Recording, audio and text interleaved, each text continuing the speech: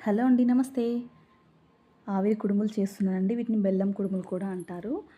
కడాయి పెట్టుకొని 2 గ్లాసుల వాటర్ తీసుకున్నాను. పావు కప్పు శనగపప్పు తీసుకున్నాను. ఒక 2 స్పూన్లు కొబ్బరి పొడి వేశానండి. తర్వాత ఇలాచి పొడి కూడా వేసుకోవాలి. దాంట్లోనే కొంచెం ఉడికిన తర్వాత శనగపప్పు, దాంట్లోనే బియ్యపు పిండి కూడా వేసుకోవాలండి. నేను ఇంట్లో పట్టుకున్న పిండి వేసుకున్నాను. మీరు బయట కొన్నదైనా పర్లేదు. వేసుకొని మొత్తం ఉడికిన తర్వాత ఇలా బాగా కలుపుకోవాలండి పిండి పోసుకొని. ఇలా ఉడికించిన తర్వాత మెత్తగా అయిపోయింది కదా! బాగా కలుపుకొని చల్లారినాక కుడుములు చేసుకోవాలి. ఈ విధంగా కొద్ది కొద్దిగా నెయ్యి రాసుకుంటూ చేసుకోండి, చేతికి అంటకుండా ఉంటుంది.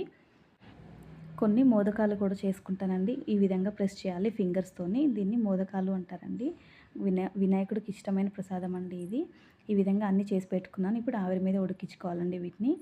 చేయడం అయితే చాలా ఈజీ అండి. మీరు ట్రై చేయండి. మీకు ఎలా వచ్చిందో కామెంట్ బాక్స్లో కామెంట్ చేయండి. Thank you for watching.